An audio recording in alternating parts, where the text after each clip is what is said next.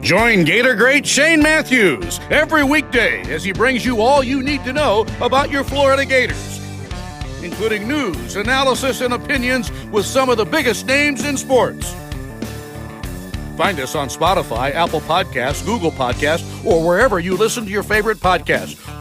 Or watch us live at 8 a.m. on Facebook, YouTube, and Twitter.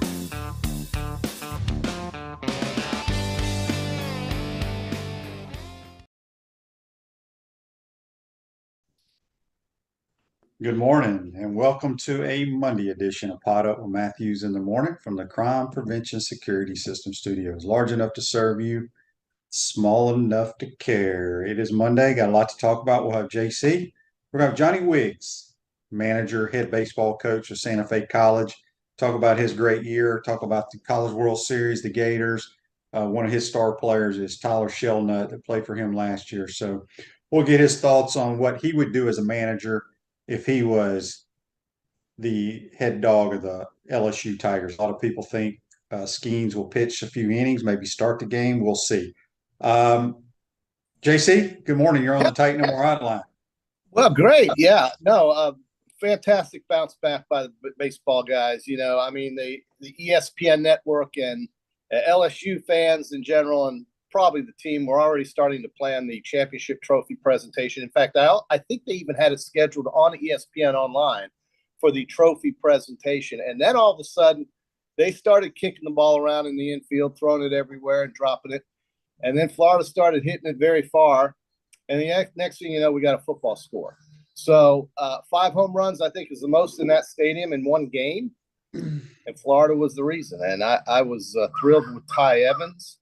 And I was thrilled with Jack Caglione. I think for the first time, he really stepped up in the College World Series and made an impression. And tonight, he's going to get the ball. So that's what we have. And it's a national championship game, winner take all. Love it. Yeah. And I know a lot of people are going to make a lot about finally hitting the baseball. But the two most important people yesterday were Blake Purnell and Nick Figueroa. I mean, you got your pitching lined up the way it should be, all your folks in the bullpen. If those two guys don't come in and do what they did, Florida doesn't win this game, especially Blake Purnell. He got 2 ground ball, 2 double plays before the game got out of hand. So here's the thing. Not one damn thing that happened yesterday matters today. No, so not one. That's the thing about baseball. It's a strange sport. And the key tonight is Jeffrey Allen has got to throw strikes. He can't. He struggles always the first couple of innings. He cannot because these are clearly the 2 best teams in America. You know, when you watch LSU, their lineup, I mean, they scare you to death because every one of them can have multiple double-digit home runs. And so anyway, it was a great bounce back. Yes, we got going offensively. I think it'd be a little bit different. I do think Skeens is going to pitch tonight the more I think about it. I don't think there's any doubt about it. I think you're going to get at least 4 or 5 innings out of him, too, if he's effective. If he's effective and he's not wild and he's not walking people, he will stay in the game because his at-bats are quick. He throws strikes. He gets batters to swing and or miss. And I agree. I think he's going to absolutely pitch tonight. Jay Johnson did not make a commitment to that last night in the post-game interview, but he says typically what they do is on game day evaluate where all their pitchers are. And it's pitching by committee from both teams. Everybody is available tonight, QB, except – well, no, I'm not even going to – except Ty. I don't think Ty – what's his name? Ty, the LSU kid, Ford, whatever, the kid that threw in game 1.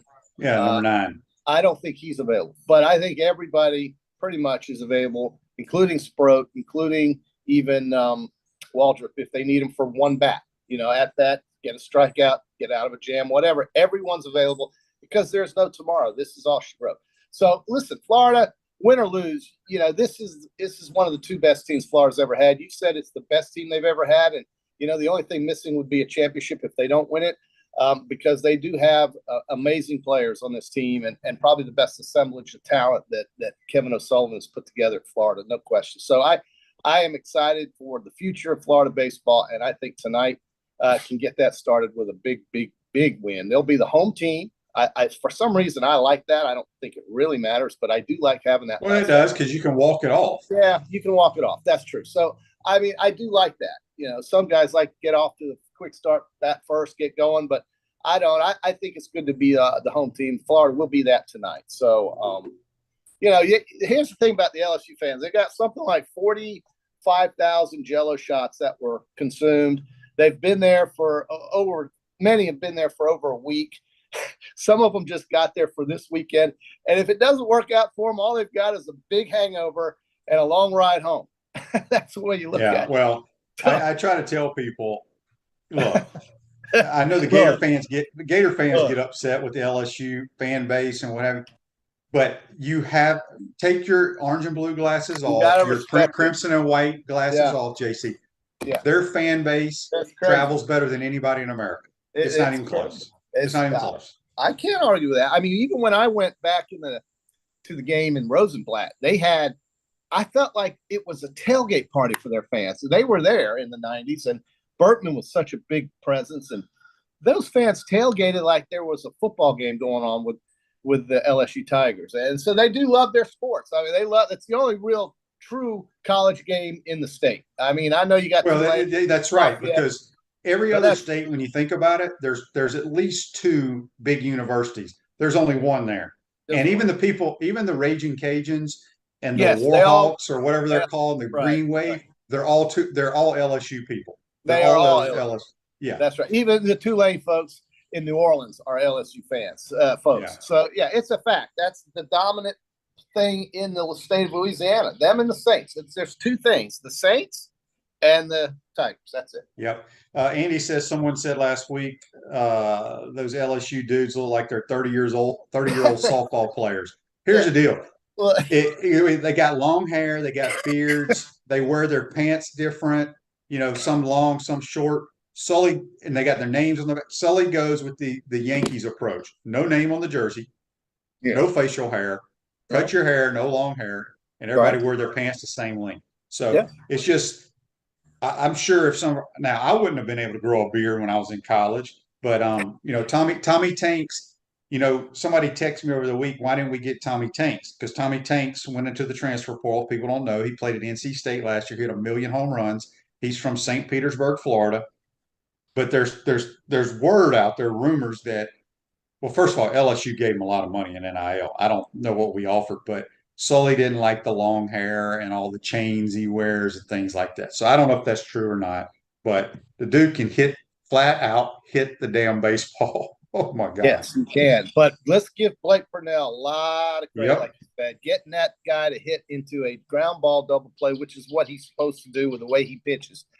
That was so amazingly big. There were so many clutch moments in that game that changed the trajectory from LSU winning to Florida getting momentum and then eventually running away and winning. So as you stated, all that's in the past now. It's all down to one 9-inning game.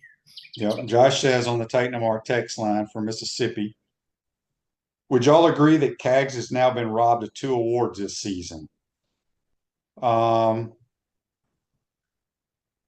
I mean, look. Well, Dylan Cruz is a phenomenal baseball player. He's probably going to be the first pick of the draft. Cags, he's a two-way player. I do feel like he should have won the John Olerud Award for sure. Player of the Year. Yes and no. I mean, did you whatchamacallit? Dylan Cruz has been on base in every single game they've played this year. Yeah.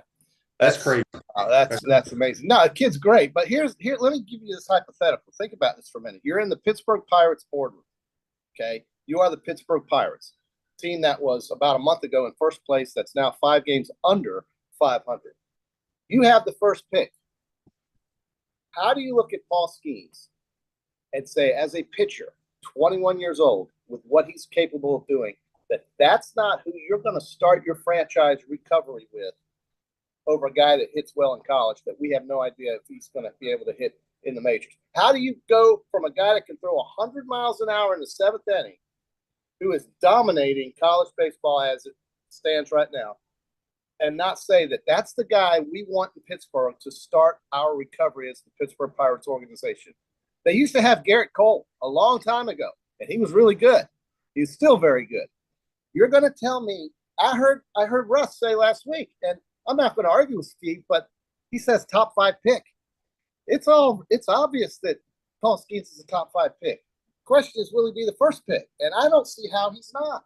I just don't. Well, To me, here's the only thing. Here's the only thing. I think drafting pitchers is very scary because they can wake up the next day, throw one pitch, and now they're having Tommy John.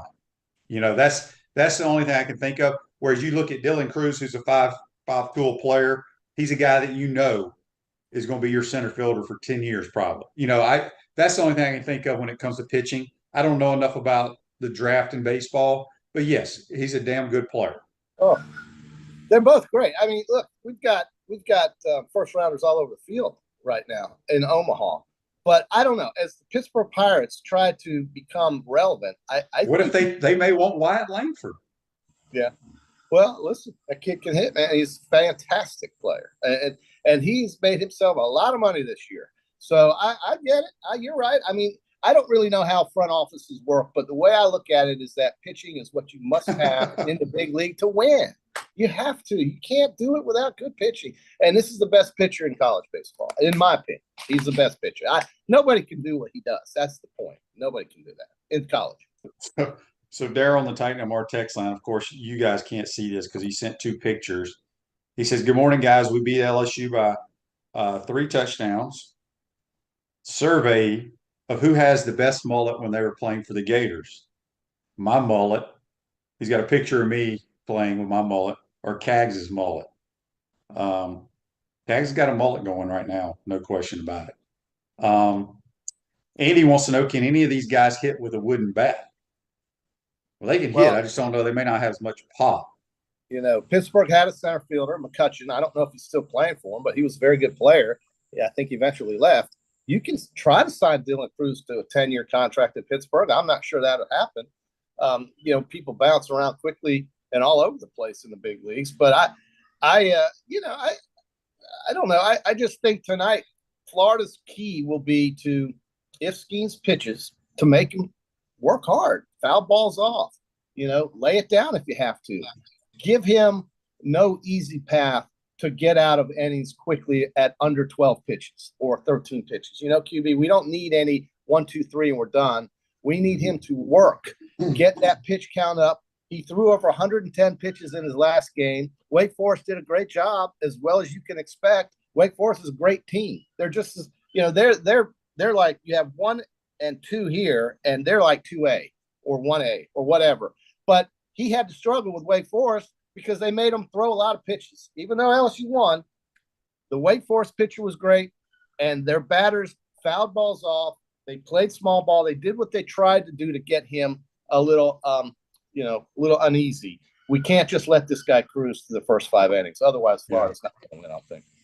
Natasha has a question brought to you by Melon Law on Facebook Live. She was discussing with her husband last night about whose last UF game is tonight, the players. Do university baseball players still have to stay to their junior year or through their junior year?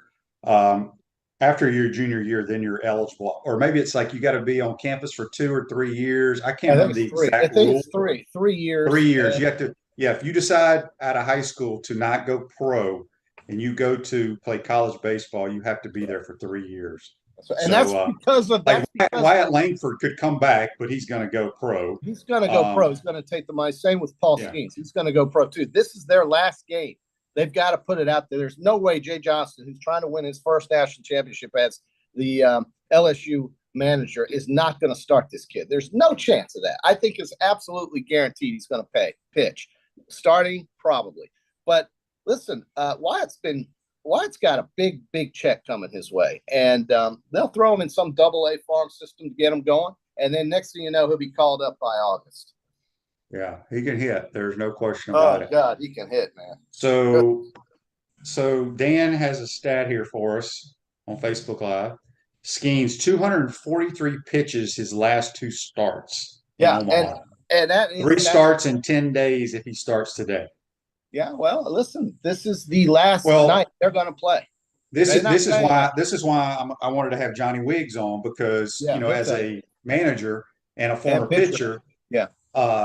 You know, can he damage his arm doing this? I say no, because throwing a football is different than throwing a baseball, because you could throw 500 footballs in a day after day after day after day and not have any arm issues. So we'll see. But I have a hard time believing with them having a chance to win the national title. And, obviously they're going to talk to the doctors, and the doctors are going to say, they have all these different plans of these pitchers, how much resting. What I don't understand, and I'm all over the place right now. It's all right.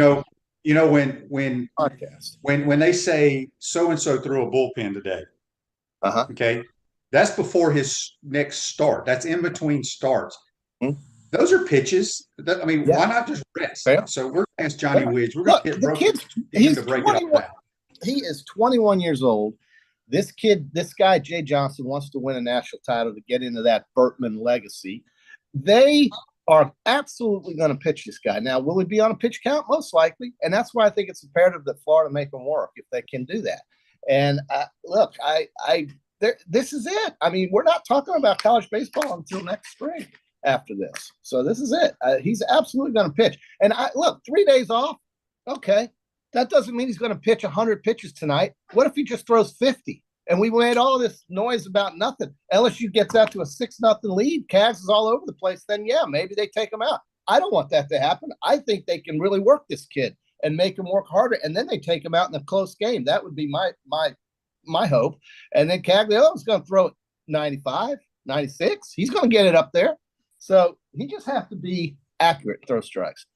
Hey, Chris Doring-Morris at Do Mortgage Lending Right, helping home buyers throughout Gainesville and North Central Florida. Call Chris Doring-Morris today at 352-244-0840. Speaking with JC on the Titan MR hotline, we have Johnny Wiggs, head baseball coach at Santa Fe College. Give us his thoughts on what he would do if he was managing the LSU Tigers. I can tell you what that answer is going to be. I can tell you. Well, you never know. You never know. Again, like I said, yesterday was great. It was great to get the offense going. Yeah. But in my opinion, the two players that got it done for the Gators were Blake Purnell and Nick Figueroa. But you can't forget Ty Evans and what that grand slam meant in that game. Oh, yeah. From a close game to now, wow, we're up 4. Holy Christ. So on Facebook Live, brought to you by Melton Law, Gene says, is it me, or has the strike zone been a little tighter for the Gators, and has ESPN wanted LSU to win from the start? Well, I can't tell you how many people text me, or you get on Twitter and they're complaining about Carl Ravitch and Kyle Peterson. And you got to remember, Burke isn't – those guys are all SEC guys because they're always doing the games during the season. Look, that stuff does not bother me. I don't care if they talk about Paul Skeens and Tommy Tanks the whole game. It doesn't matter.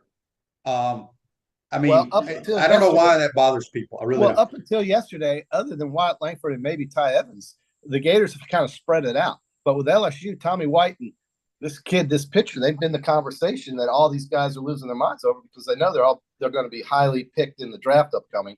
But so will Langford. And so I think Todd says all the media hates Florida. It's pretty obvious. Right. Yeah. I don't see that. Everybody wants to say that. I don't look at it either, QE. It's not something that I care about either. Whether Kyle Peterson hates Florida means absolutely nothing in my life. And whether he says it and the Gators win makes it even better, right? So if that's the case, I don't think it is. Kyle Peterson pitched for Stanford. Okay, he's a guy that's been on ESPN and he's been doing games for how many years now? Well, he's their Kirk Herbstreit. That's right. So do you really think he's got this embedded bias against the University of Florida? Maybe Kevin Sullivan. To me, it's just he likes good players. He likes good baseball. He appreciates the play and what I think he would probably care about more than anything is if baseball players and baseball school and teams and schools had more scholarships to offer the players, that maybe that would be something more important for Kyle Peterson than whether or not he cares about who wins tonight's game. Yeah. He likes the sport. He's a Stanford Cardinal, dude. He's a Stanford guy. Yeah. His squad was there and they went home. So that's right. They sure did. as was no Burke played at is he Auburn or Tennessee? I can't Who? remember where he the the guy that sits in the middle of Carl Ravitz and the Oh, guy from SEC. well, He's yeah. Well, what is there's his also a last guy. name? There's also a guy in the SEC network named Peter Burns, and he's an LSU. He's an LSU guy. He He's an didn't play. LSU He guy. grew up an LSU fan, but played golf for the Roadrunners at Texas San Antonio. Okay, but he's a big time LSU guy. That's the thing about these LSU folks. And Chris Doran's a big Florida Gator guy. Who's that big nasty Auburn linebacker? The Keough Spikes. Yeah, he's an Auburn Tiger. I mean, they put these guys. Benjamin, the big Georgia tight end, was on. Ben Watson. Watson. So I mean, they put these former players on there, and the ones who can articulate and sound good on television. It's amazing. It seems like there's nobody from Alabama that can articulate. You don't have anybody on any network. Dan says he was waiting for them to say something about all those fabulous LSU fans leaving early. Yeah. They got drinking to do, man. They know they're coming back Monday night. Why sit around that place and watch your team get buried? So hey, if I was an LSU fan, I would have been out of there in the fifth inning. I had gone straight to Rocco's or wherever, because the experience ends tonight, bro. After tonight, either you're happy or you're sad, but you're hitting the road tomorrow. So that is very, very true. Yeah. Todd says Bama players can't spell articulate. That's great. Yeah. Very intelligent. All right, JT. On our Peachland Dental weekend golf picks at the Travelers Pitch and Putt, my team, my guys finished the highest. If you missed it, folks, Keegan Bradley was your winner. He's from that area. It was a lifelong dream of his. It was pretty cool to see his reaction on the 18th green. But it was. That golf course is way too short for those guys. Yeah, it was too easy. But listen, man, to win in New England, which is where he's from, and what he said about kids in that area not being able to play year round and having to watch kids from Florida in the South play golf while they're hunkered down, it does mean a lot to him and his family and, of course, his friends. He's won 6 times on tour. He's won 1 major, and this was the tournament. They paid out $3.6 million for this Travelers tournament. If the LIV did anything, it got the money out of the bank at the PGA Tour. I'll tell you that. $3.6 million for the Greater Hartford Open. Okay, so that's a pretty good day, and that's a good tournament to win. And maybe that's why we saw all the big names there, because the money is all over the place. Yeah. So here's a nugget that Andy just threw out on Facebook Live. Keegan Bradley's wife, is Carlton Fisk's niece. Oh, well, look, he wears Bruins jerseys, Red Sox jerseys, New England Patriots hats and jerseys. He is all about the New England area. And I think, I don't know, but he looks like a pretty cool guy. He looks like everybody likes it.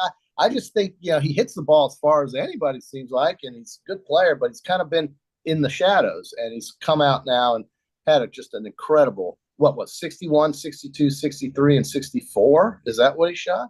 So 24 under, something like that. That's wow. That was an easy course, but he had to make birdies, and he did. Yeah. So good for him. That shoots him up the FedEx, gives him some space there, and gets them in the Ryder Cup conversation. That's important for all these guys. They all want to play on the Ryder Cup. Brandon asked, "Where's Kevin Carter? Haven't seen him on TV lately." Kevin's on CBS Sports Network with Houston Nutt and that crew in the studio. All right, so we got another text here on the wait a minute. There is an Alabama guy, Greg McElroy. But well, he is a smart guy. He did get a Rhodes Scholarship, so yeah.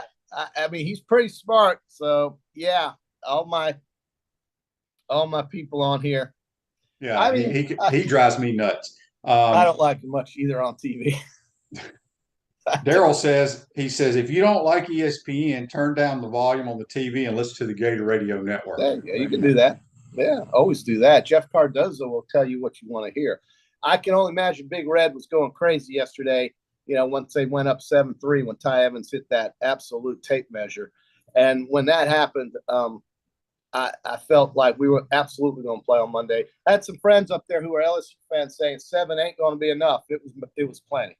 So I don't know. Good credit to Gators. You're right. Purnell, Figueroa, all of them. Relief came through. shut down LSU, and this is good. Gives Florida confidence. They need it. Brandon says Odyssey, the golf company, is remaking and bringing back the Jailbird putter after Ricky, Wyndham Clark, and Keegan have all had recent success. Yeah. They're going for $3,500 on eBay. Good luck. The day I spent $3,500 on a golf club is the day that I've either won the lottery and don't care about money, or I've lost my mind. It could be either. But that's crazy. $3,500 for a putter? Really? Is that what you just said? That's what he said. Don says he muted ESPN until we started dominating. Then it was fun to see the LSU pain. Like I said, I don't give a damn what the announcers. I don't really pay attention to them anyway, so it doesn't bother me too much. So, all right, JC, anything else before we let you go? Well, it's just a big deal. After this, all we got left basically British Open. We've got Wimbledon, if you care about that, and then we start counting down to spring or to fall. It's like we're like 8 weeks away from 8 Saturdays away from football. Yeah, so I start doing that. My sports year ends tonight. Basically, I will watch the British Open. I might watch some of the finals of Wimbledon, see if Djokovic can win that. But that's it. I mean, baseball ends the year and football starts it. So get a piece of it tonight. Hopefully, Florida pull it out. We can talk about it on Wednesday. I know you'll talk about it tomorrow with Buddy. And is Buddy coming on? You got Buddy? I'll have to text and see. Yeah, if you do, okay, great. If not, whoever. And then, I'll be back on Wednesday, and I'm going to rehash a little bit of what I thought about it. But I think, Cags, the key is get control of strikes. Get ahead of batters. Don't get behind. And then for Florida, make Paul Skeens work. I think, they haven't announced that he's going to start, but I think it's naive to think he won't, or at least throw some in some aspect and make him work to throw pitches, lay it down if you have to, foul balls off, stay in the batter spot, and swing for the fences, baby. Swing for the fences. All right, JC, we'll talk to you on Wednesday. That's JC Right. Jones on the Titan MR Hotline. Going to take a quick timeout. Come back. We'll be joined by the skipper of the Santa Fe Saints baseball program, Johnny Wiggs. Get his thoughts on this Gator baseball team. You're watching and listening to PodUp with Matthews in the morning from the Crime Prevention Security System Studios. We want to take this moment to thank our sponsors who keep the show going and pay the bills. Our premium sponsors are Crime Prevention Security Systems, large enough to serve you, small enough to care. Titan MRI, Gainesville's only locally owned and operated MRI facility. Meldon Law, the only official injury and accident law attorneys of the Florida Gators. Peaceland Dental, Gator Nation's first choice for dentistry in Port Charlotte. Campus USA Credit Union. QC Kinetics, live pain-free with QC Kinetics. Dave & Buster's, eat, drink, play, and watch. Our gridiron sponsors are Auto ER, UF Bookstores, Celebration Point Town Center, Chris Doring Mortgage, Silverback Concrete Co., Ruse Ogre State Farm Insurance, Doreen Wibby, Realtor Caldwell Banker MM Parish. Our touchdown sponsors are Adams Ribs, Gator Dominoes, Celebrate Primary Care, Gator Bait Media, Okido America, Style Cuts, Ironwood Golf Course, Big Mills Cheesesteak, McDonald's of Gainesville, 84 Lumber, Aver and Smith, Dowling Signs, Baker's Sporting Goods, Silver Cube Billiards and Sports Bar. If you're interested in promoting your business on the show, call Freddie at 352-284-3733. If you like what we're doing here, make sure to follow us and support the businesses that support us. Pro football legend Emmitt Smith understands your joint pain. It does not surprise me that there are a ton of people out there that's in pain. That's why Emmitt is such a proponent of QC Kinetics, offering real lasting joint pain relief with non-surgical, all-natural biologic treatments. Whether it's a joint pain, ankle pain, shoulder pain, neck pain, back pain, hip pain, any kind of pain, the body eventually will break down when it's under that much stress. That stress can cloud your judgment to the point that you'll just say yes to the scalpel or yes to another prescription of pain pills. But maybe it's time for a second opinion from QC Kinetics. The reason why I would recommend this is because the natural biologics that QC Kinetics is providing you gives your body a chance to naturally heal itself. Restorative, regenerative solutions are here. Get lasting relief and live your life. Call QC Kinetics 352-400-4550. That's 352-400-4550. QC Kinetics 352-400-4550.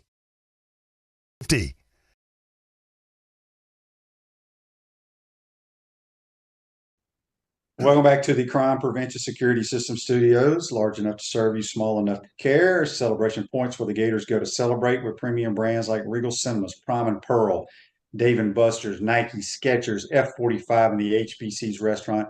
Spurrier's Gridiron Grill, the #1 celebrity polished casual restaurant in all of America. We'll see you at Celebration Point. Going to head to the Titan More Hotline now. We're joined by the head baseball coach at Santa Fe College, Johnny Wiggs, former Gator pitcher, bringing it from the left side. Good morning, Coach. How you doing, my man? Morning, Shane. How are you? I'm doing well. I wanted to get you on. First of all, let's briefly talk about the great year that the Santa Fe Saints had. We had a great regular season. I think we won our first 24 or 26 games. We were 24-0, 26-0, something along those lines. And boy, our guys just played really well. Somebody said, "How you doing it?" It's junior college. You're young guys. You're inconsistent. And I said, "Well, we were #1 in the state in the least walks given up, and we were #1 in the state in fielding percentage for most of the year. So anytime you don't give away free outs, you got a chance to win, and that's what we did. We ended up winning 40 games. We went 40-10. I say anytime you win 40 out of 50, it's got to be a pretty good year. But we got to the postseason, had to play a 2 out of 3 in a regional playoffs, and end up losing game 3. But it was a really, really good year for us. It's always disappointing when you don't win it all, win the last game, those kind of things. But was really excited about our guys and the way they played. We got a question here already from Andy, brought to you by Meldon Law. He says, besides Tyler Shelnut, can you tell us about some of your other former players who have moved on to D1 schools that we should follow? Well, every year we've seemed like we have a good group of guys going out.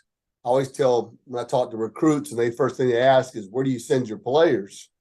And I said, well, over the last 5 years, we've had guys at Florida, Florida State, Miami, South Carolina, Tulane, Georgia Southern. You name it, we've sent them there. So it's really fun as a head coach at a junior college like myself to be able to see our guys have success here, but get a chance to go on to play at the highest level and continue to play. We still got Ryan Yarborough, who's in the big leagues with the Kansas City Royals, a former player. But we just, this year I think we had 13 or 14 sophomores, 11 of them. I think 11 of them have already signed with 4-year schools. Our top left-handed pitcher, Corey Braun, signed with Ole Miss. So the Gators get a chance to see him the next couple of years in the SEC. So he'll be a really good one to follow. But like I said, we had Andrew Eister, who was the last 4 years has been at South Carolina, who put up some really good numbers over the years. But that's I always say it's great to win a lot of baseball games and win championships like we have, but the goal here is to get our guys better and get them to the next level. Yeah, and let's talk a little bit about the transfer portal. You and I were talking before you came on the program about LSU's Jay Johnson, their head coach, at his press conference the other day. The 3 guys next to him were all transfers. The Gators have hit the transfer portal as well, but we know the transfer portal is really hurting kids coming out of high school. Tell us how it's affecting kids going from the JUCO ranks to D1 ball. Yeah, it's doing the same thing, of course. Our guys, we're always trying to get our guys signed as soon as possible. But now, these D1s are now waiting. Junior college was always the route to go for Division I coaches when they want to get better in a hurry. Sometimes freshmen have a hard time stepping into the SEC and playing right away. So to really fill the gaps and to get better in a hurry, Division I coaches would turn to the junior colleges to get experience and to get older real quick. But now these coaches are waiting until May and June and just going in the portal. And they're finding the best mid-major guys that maybe at Campbell or Southern Miss or Appalachian State, those kind of schools, these guys who put up great numbers in the Division I level. And now they're waiting until May and June and grabbing those guys instead of the junior college guys. So there's definitely, we're sending our guys on, but it's getting harder and harder to send our guys to the SEC and the ACC, the two conferences that are really relying on the transfer portal. Got a text on the Titan More text line from Will. It's very, very long here, so I'm going to paraphrase. It's regarding Tyler Shelnut.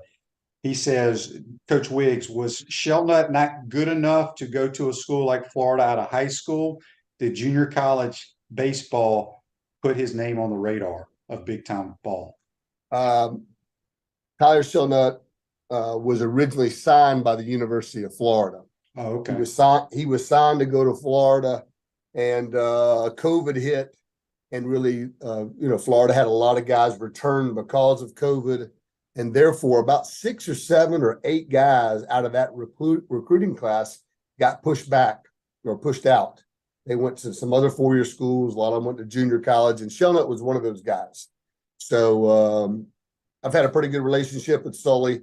I got the job here 17 years ago. He got the job at Florida 16 years ago. So we've been here about the same amount of time. I've developed a good relationship. We've talked. When he has a guy that really needs to come to junior college, he'll sometimes talk to me about that. And of course, if I have a freshman after 1 year that he needs, sometimes he'll pick up the phone and call me and say, hey, man, I really need a left-handed pitcher. Can we take so-and-so? And so we got a good relationship. So he picked up the phone and called me and told me the situation, and it was great. Shelnut came here, and I always think, man, for a lot of guys, it is a great route to be able to step in and get lots of at-bats. Tyler Shelnut was really good out of high school, but he would not have got 150 to 200 at-bats his freshman year, which he got here. And he struggled at times in his freshman year. He had a lot of strikeouts and those kind of things, and he got a lot better his sophomore year, ended up hitting 19 home runs here and having a really great year, and then was able to step into Florida and step right into the starting lineup. He's played most of the year for him. Yes, indeed. Dan asked here on Facebook Live, brought to you by Mel, are most of the kids playing at Santa Fe Florida kids or all over the place? No, we're definitely Florida kids. Occasionally we'll have a couple Georgia kids. I think this coming year, I got 33 guys lined up for next fall right now, and 31 of them are Florida kids. People ask me where I recruit from. Normally it's about Tallahassee to Miami. But I got a kid from Pensacola coming this year. I got a kid from the Atlanta area coming this year. But those are usually connections I have. My former catcher at the University of Florida is an athletic director up at a school in Atlanta area. And that's how I got the infielder from Atlanta. I'm not spending time in Atlanta every weekend trying to find kids up there to come play at Santa Fe. So, but 31 out of my 33 this coming year will be Florida kids. Do y'all still have your little scrimmages with the Gators, or they outlaw that now? No, of course, back in the day when I played, we played Florida, Florida State, Miami, everybody when I was in junior college. Then they outlawed it for a long, long time. And then about 4 or 5 years ago, they gave the Division I's 2 dates. So Florida can now play 2 games in the 2 dates in the fall. Well, they play Georgia on the Florida Georgia weekend, and then they play one scrimmage at home. Last year, I think they played Stetson. So we'd love to play. About 3 years ago, about 3 years ago, they got rained out against Jacksonville University in one of their fall games. They picked up the phone and called us, and so we went over there and played a doubleheader one day and had a great day. And but normally, like this year, we're going to go play this fall, we're going to go play Jacksonville University in the fall. So Florida can do it, but they usually play other Division I schools. Gotcha. Ruzoger State Farm offers a team of dedicated insurance professionals ready to help life go right with the right insurance options for you and your family. Visit ogreinsurance.com. Give them a call at 352-240-1779. A few more minutes with Coach Johnny Wiggs from Santa Fe College, former Gator pitcher, had a lot of success with the Gators. Here's the question that everybody wants to know. Joseph asked, Coach Wiggs, would you throw Skeens tonight, and how long? Yes, I would throw him tonight. Again, I'm gonna talk to Skeens and see how he's feeling. I know the kids are always gonna say I'm ready to go. But I'm gonna have if I had a relationship with the young man, we'd be talking about really how he's feeling. Of course, he's got a chance to be the number 1 pick in the draft next month. 2 years ago, we made it to the regional finals in the state here. Chance to go to the World Series. We had to win 2 games on the final day. Came out of the losers bracket. My number 1 guy bounced back on 3 days rest, and through the first the first and only no-hitter in Region 8 championship history. He did not throw 120 pitches in his first game like Skeens did. The big question, Shane, the big question is whether you start him or whether you pitch him in relief. I don't know the rest of LSU staff, their depth, how good they are, how good they feel about the guy they're running out there if they start somebody else besides Skeens.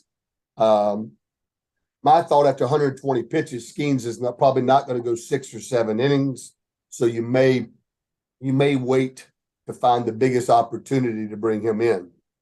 The problem is it may get away from you before that. I've seen people talk about, well, they need Skeens to start, even if he only goes 3 or 4 innings, just for a motivational factor, just to get off to a good start. That's going to be up to Coach Johnson and how he feel where his team at is mentally, where Skeens is at physically, those kind of things. But there's no doubt I'm not losing a close game tonight without Paul Skeens in the game. Yeah, for the national title. for the national championship. It's the last one. And Skeens would probably regret it his whole life as well if he doesn't take that ball in a close game. You know, everybody talks about the health of pitchers and the number of pitches and the number of days rest and those kind of things. We know more today than we ever have at the major league level. We know more today about arm care and taking care of their arms, and they're resting, and they're still getting hurt at an astronomical rate.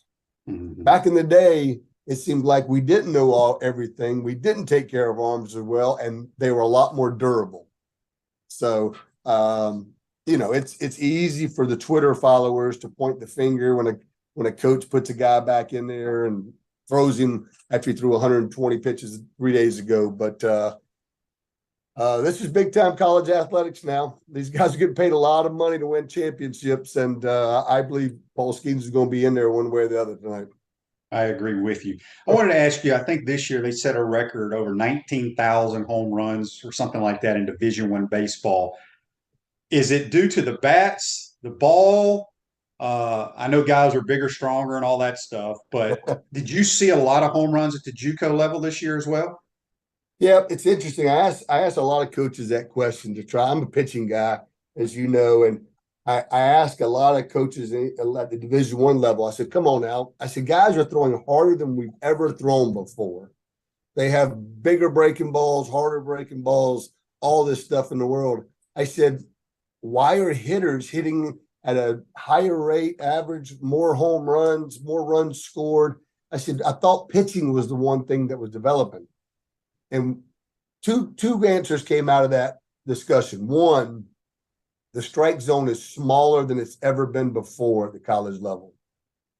I tell people to watch a Major League Baseball game and then watch a college televised baseball game. And the big league zone is a lot bigger than the college zone. They call it lower, they call it higher.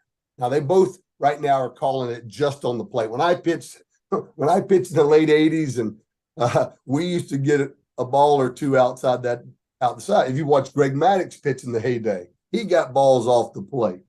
But now, because of the K zone, because of television, it shows the box, everything. These umpires are getting graded on that. So they're not calling anything off the plate. And then in the college game, they're not calling the ball up and down like they are in the big league. So one, the strike zone's getting smaller. And then two, the hitting coaches say, if we get to watch these pitchers, every pitch that they've thrown is on this app called Synergy that every Division I school in the country has. So they get to watch every pitch. They know these hitters know what's coming or know what type of pitches these guys have thrown all year. Now, I say the same thing. Pitching coaches should be watching the hitters' videos as well to see where their holes are at. But those are the two big things that coaches have told me. The strike zone's smaller than it's ever been before. And we get to see these pitchers a lot on video before we face them. Yeah, that's interesting. Text here on the Titan MR text line from George. He says, Coach Wiggs, have you ever made the mistake that Sully made with too many mound visits? No, I have not. I have the legend Harry Tholen in my dugout keeping up with those things for me as well. We try to keep up. We have more than one person trying to keep up with those things because, as you know, the heat of the battle, man, you forget, not everything just right on the top of your head. We have a chart in our dugout where Harry keeps up with the number of those visits for us, so we're not making a mistake. And I thought it was interesting that Sully didn't ask either, because a lot of times before I cross the line, as I'm walking out, if I'm really unsure for some reason, I ask the umpire, do I have one left? And I was a little surprised that Sully didn't do that, but he was pretty confident that he had one left. Maybe just there was a miscount. The problem, sometimes all of a sudden that catcher runs out there, the shortstop runs out to the mound, all of a sudden that counts as a visit. And if you turned your head or something while the guy was running out there, I mean, you couldn't make that mistake. But no, I haven't done it. Unfortunately, I haven't done it. And I think every coach, after watching that, will be keeping count a little bit closer. All right, before we get you out here, John says, with LSU and Skeens, the same could be said for Florida. It's all hands on deck for the game. We could throw Waldrick tonight in relief and throw Sproat for an inning in relief if we need him. Would you do that with those guys? No, I would bring back Neely and Fisher, before I bring back those two guys. Florida this has been a great World Series, of course. Florida played 4 one-run games before last night's implosion. But Florida is fortunate. One, they really didn't hit until last night. They hadn't hit.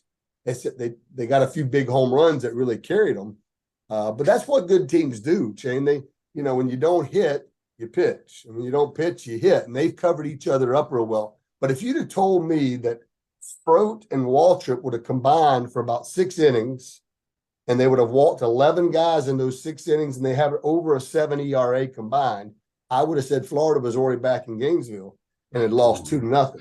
So it's a sign of a really good baseball team that finds different ways to win.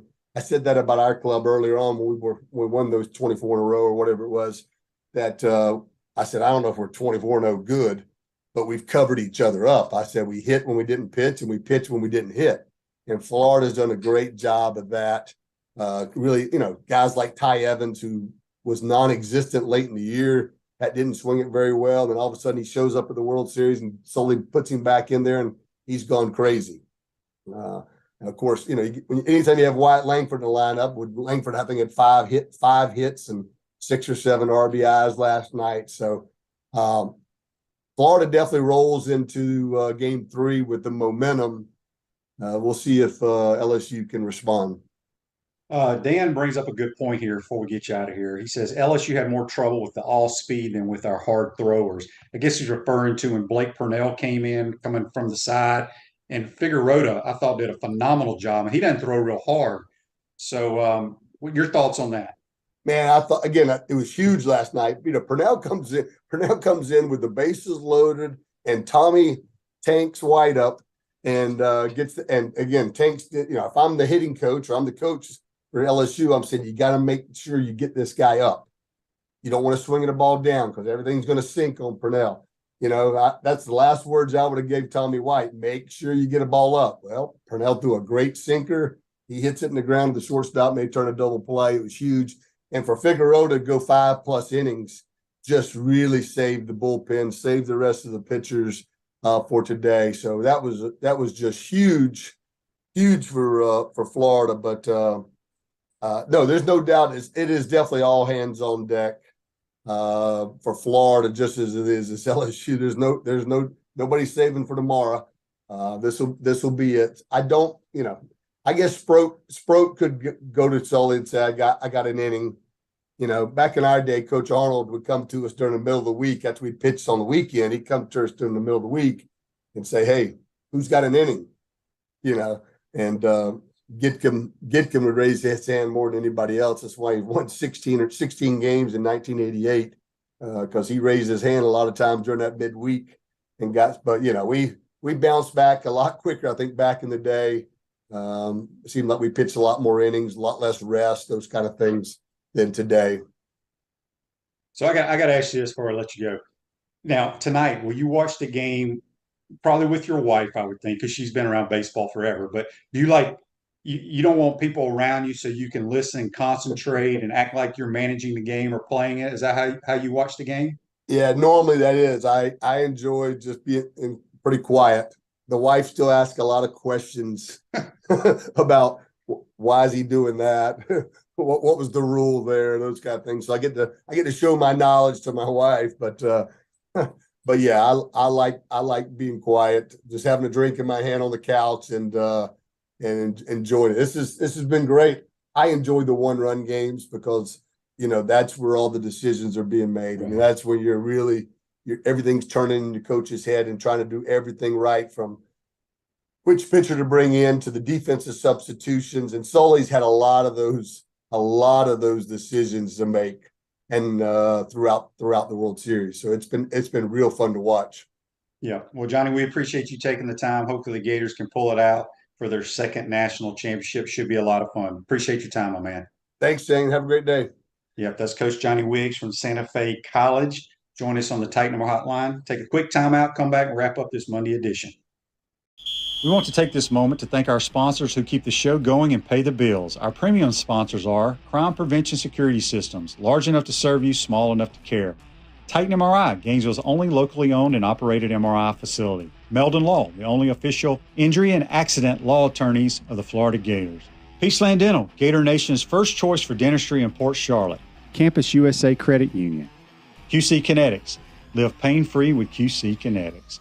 Dave & Buster's, eat, drink, play, and watch. Our gridiron sponsors are Auto ER, UF Bookstores, Celebration Point Town Center, Chris Doring Mortgage, Silverback Concrete Co., Ruse Ogre State Farm Insurance, Doreen Wibby, Realtor Caldwell Banker, MM Parish. Our touchdown sponsors are Adams Ribs, Gator Dominoes, Celebrate Primary Care, Gator Bait Media, Okido America, Style Cuts, Ironwood Golf Course, Big Mills Cheesesteak, McDonald's of Gainesville, 84 Lumber, Aver and Smith, Dowling Signs, Baker's Sporting Goods, Silver Q Billiards and Sports Bar. If you're interested in promoting your business on the show, call Freddie at 352-284-3733. If you like what we're doing here, make sure to follow us and support the businesses that support us. Pro football legend Emmitt Smith Welcome understands back to the your Crime joint Prevention pain. Security System Studios, large enough to serve you, small enough to care. Silverback Concrete is a family-led team of heavy concrete specialists that build commercial structure with unrivaled quality. I want to thank JC and Coach Johnny Wiggs for joining us on the Titan MR Hotline. Text here from Frank on the Titan MR text line. He says, great choice to have Coach Wiggs on the show. He was really interesting and informative. Very good baseball coach, people. He does a wonderful job at Santa Fe College, had a great Gator career, and knows the game extremely well. And as he stated, he sent plenty of players all around the country to play. So we appreciate him taking the time to join our program. This Day in Sports brought to you by Campus USA Credit Union. Put some star power to work in your financial life with Campus USA Credit Union. On this day in 1996, and then again in 2003, in 1996 at the NBA draft, Allen Iverson was picked first by the 76ers.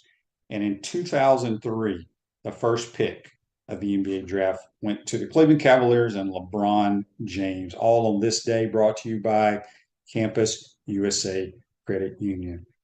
Joseph wants to know who plays at the College World Series Stadium the other 50 weeks of the year. It's one of their AAA teams, or maybe a AA. I'm not sure. I don't know the exact name of the team, but that's why they built that stadium, I believe. So big night, folks. Hopefully we will be talking tomorrow about being national champs. Been a hell of a series. Got two tremendous college baseball teams going at it. So we wish Sully and the boys a lot of luck. Hope you enjoyed today's program, and keep our fingers crossed. Have a great day, folks. Take care.